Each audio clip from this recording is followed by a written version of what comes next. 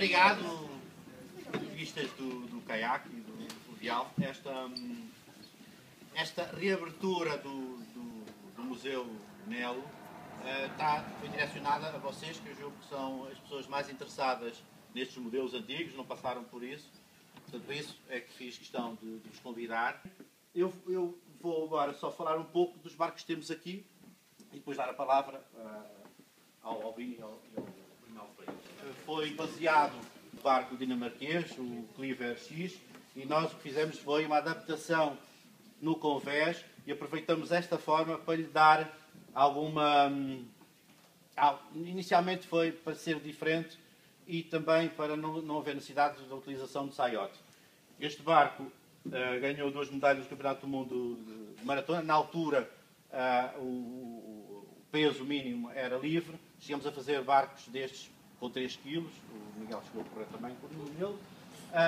Fez 2 medalhas do Campeonato do Mundo de séniores, com o Rui Câncio. Participou no Campeonato do Mundo de Júniores, com o Penetra, julgo eu, ou com outro atleta português. E no Campeonato do Mundo de séniores não foi autorizado a competir. Os juízes alegaram que ele beneficiava de vento traseiro e este projeto depois foi abandonado na pista, foi utilizado na maratona. Este barco é a versão mais radical daquilo que foi a revolução nos caiaques. Fomos nós os pioneiros, de forma a obrigar a Federação Internacional a mudar as regras. As regras antes de 2000, o que é que diziam? Que o caiaque tinha que ter no máximo 5,20 m e que a largura máxima do barco não podia ser inferior a 50 cm. E o que é que os desenhadores faziam? Para estreitar os barcos, transferiam esta zona mais larga dos barcos para trás. O que acontecia é que a leitura no casco não podia ter concavidades, tanto na vertical como na horizontal. Levamos alguns anos a pensar nesta ideia de tirar obra morta do barco e foi isso que conseguimos aqui realizar. Foi transferir a parte mais larga do barco junto ao atleta, porque esta zona nós não podemos retirá-la, naturalmente afeta ao vento lateral, mas se for na parte central o barco pode deslizar mais ou menos paralelamente à linha de deslize do caiaque. Mas teríamos uma zona muito larga na entrada da pagaia. Como nós temos alguma limitação em termos de envergadura dos braços, encontramos uma solução. A solução na altura foi muito difícil, mas neste momento parece o ovo de Colombo. Como o regulamento diz que o casco não pode ter concavidades, mas não diz que o deck não pode ter, o que é que nós fizemos? Baixamos a linha de emenda do casco até à linha d'água e fizemos a concavidade no deck. Portanto, fomos nós que introduzimos esta ideia, que foi copiada rapidamente por outros fabricantes. O que é que se ganhava aqui? Pouca obra morta, não era afetado pelo vento lateral, e uma entrada da pagaia à frente, muito junto ao eixo longitudinal do barco. Mais do que isto. Isto é uma versão do casco da Strua, na altura em barcos em madeira. O que nós fizemos aqui foi pegar naquele princípio e exagerá-lo ao máximo. Portanto, como nós temos aqui a medida, que eu acho que nas canoas eram 60 cm, podemos fazer uma leitura tanto na vertical como na horizontal e não encontramos concavidade nenhuma. O que é que diz também o regulamento? A parte mais alta da canoa tem que ser esta, o bico. Por isso é que tem esta forma muito esquisita. Esta forma não foi trabalhada, foi só tentar pegar no regulamento e quebrá-lo desta forma. Fica uma canoa sem sentido. E a Federação Internacional, no ano 2000, no final do ano 2000, resolveu acabar com a largura. Esta canoa é o nosso primeiro projeto sério com uma canoa. Vocês devem calcular, nós não somos propriamente canoístas, somos mais caiaquistas. Nunca gostamos muito das canoas, mas tivemos que nos adaptar a ela e perceber um pouco da canoa. Este é o primeiro projeto. E na altura, como eu não percebia muito de canoas, resolvi fazer aqui umas brincadeiras que não fazem muito sentido. No fundo, foi passar a parte aberta da canoa, que é obrigatória, tem que ter 1,80 m, para a frente, para uma zona muito volumosa atrás, não fazia muito sentido. Esta canoa foi desenhada para o David Cal, mas depois à sétima acertamos e ele foi campeão olímpico em Atenas. Esta canoa é a primeira tentativa, ou a primeira ou segunda tentativa de fazer uma canoa de 2 lugares que funcionasse. Esta nunca funcionou, eu comprei isto num clube francês, porque dei esta canoa e nem eles conseguiram utilizá-la para coisa nenhuma.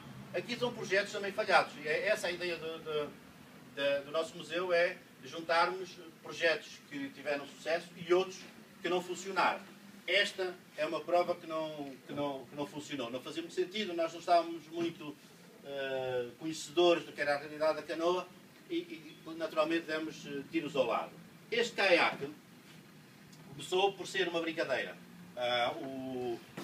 O atleta norueguês, que vocês devem conhecer, o Rasmussen, também desenhou umas pagaias, estava aqui em Portugal com o nosso agente alemão e disse-me que tinha alguma dificuldade em andar no mar. Gostava de andar no mar, mas tinha alguma dificuldade em andar no nosso mar.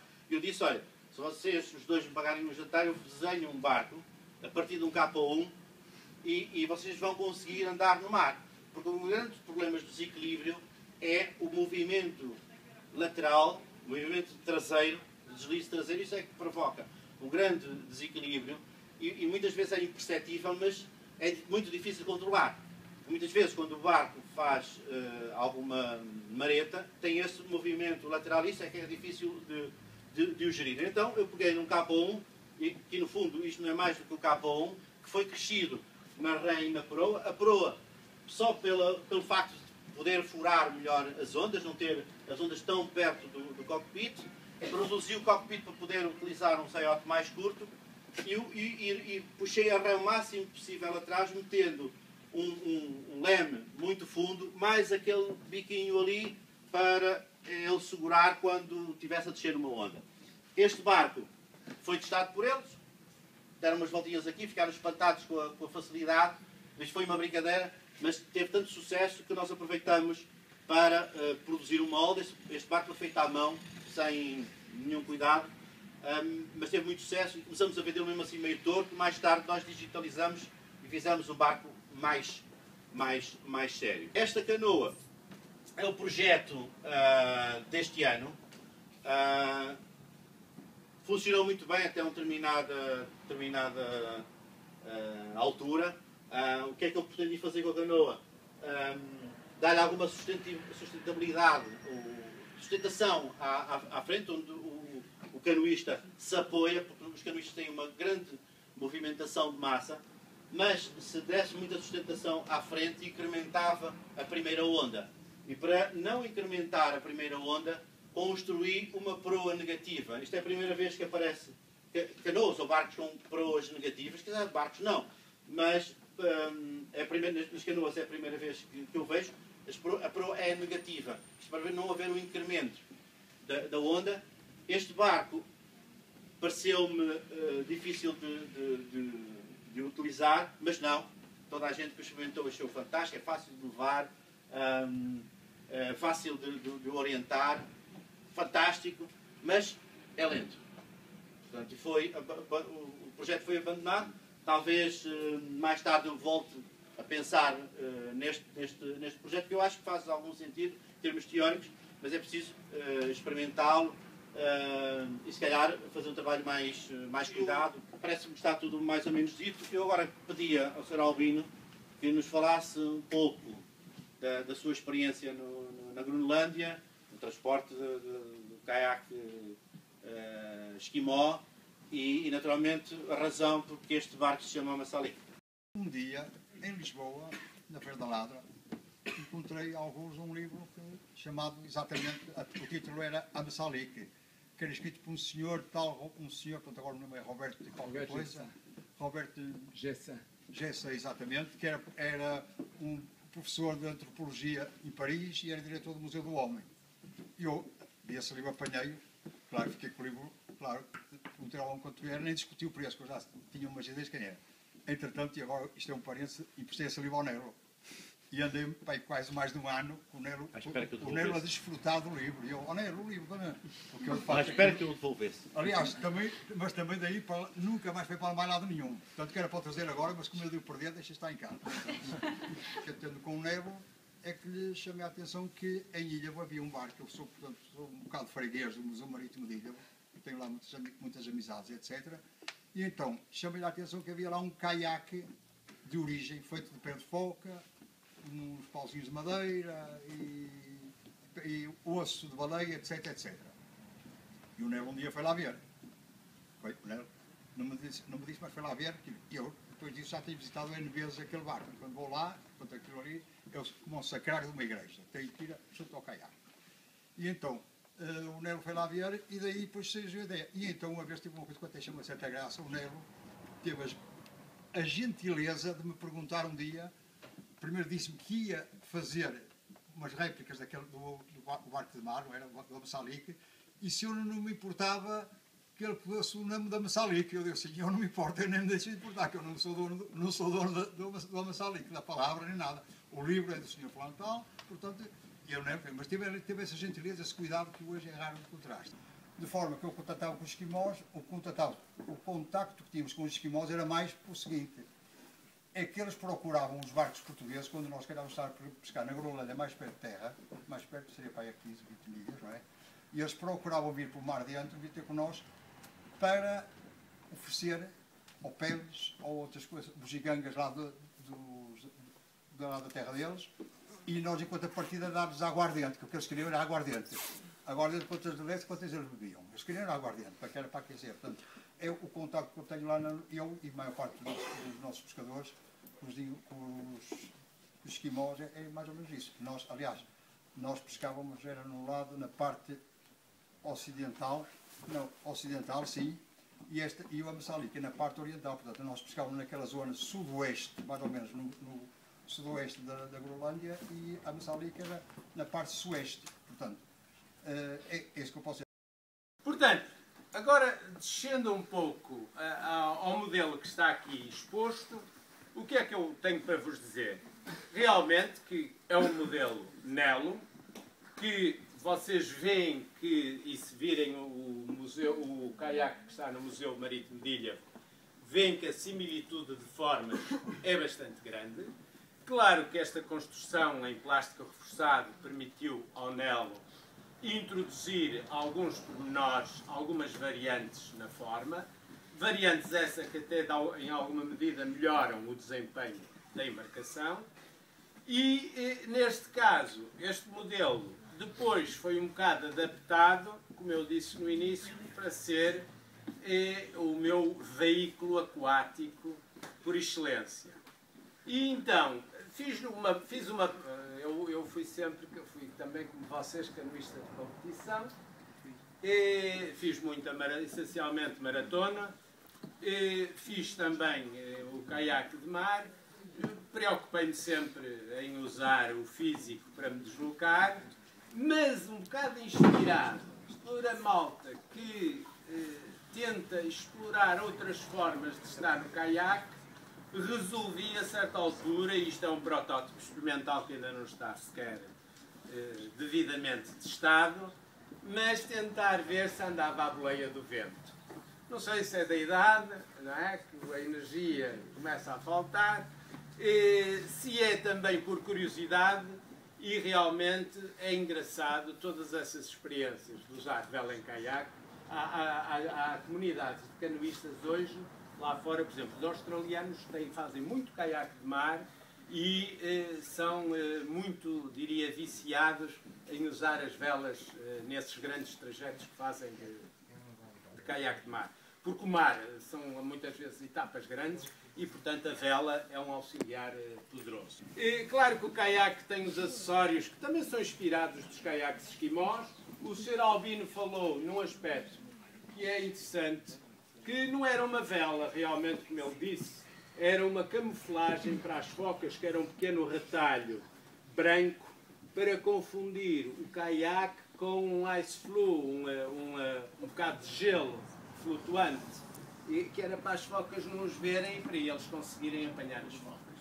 Mas neste caso é uma vela. E esta vela, que é uma vela simétrica, há gente que usa velas de outras formas, triangulares, a forma mais típica triangular. Há umas que é aquele triangular, mas faz lembrar as pirogas polinésicas. Mas esta vela, uma vela simétrica, foi inspirada num rapaz americano que a certa altura impulsionou precisamente os caiaques das Ilhas Aleutas em termos de utilização moderna. E ele fazia uma estrutura em alumínio, muito interessante também, com uma pele tipo um vinil, um nylon, desses tecidos de nylon, que esticava sobre aquela armação em alumínio, mas respeitava a forma dos caiaques das Ilhas Aleutas. E eu vi pela primeira vez essas velas simétricas usadas por essa malta, por esse grupo americano, instalado na British Columbia, portanto do lado do Pacífico.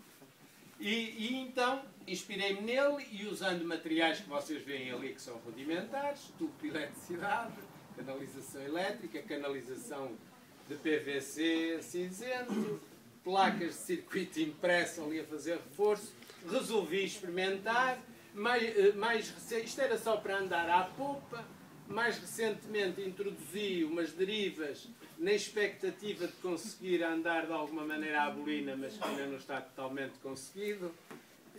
Não sei se será possível. E acrescentei, andava sempre sem leme e também muito recentemente acrescentei ali um leme com possibilidade de rebatimento, como os lemes comerciais, mas feito homemade, feito do it yourself, feito em casa, para tentar auxiliar nessas navegações. Depois tem aquelas, vou usar um termo, dariquices, que é fixador,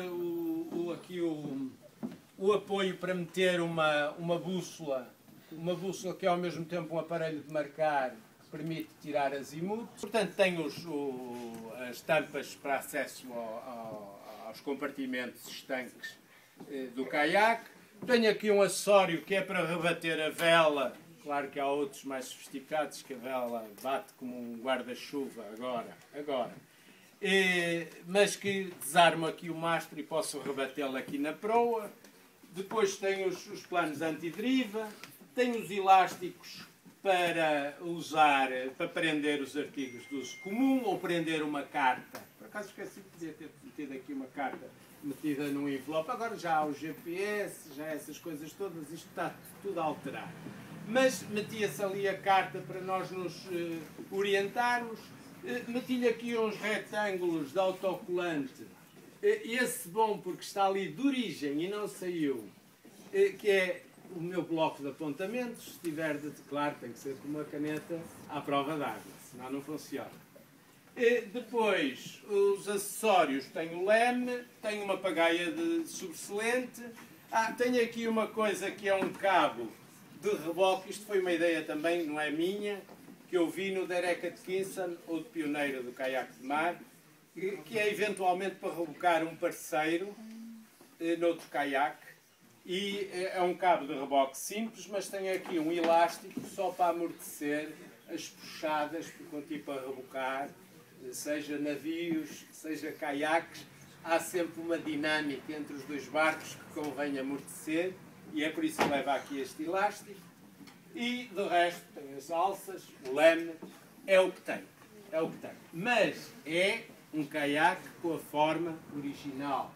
Nelo, quando ele se entusiasmou pelo modelo Ammassalik.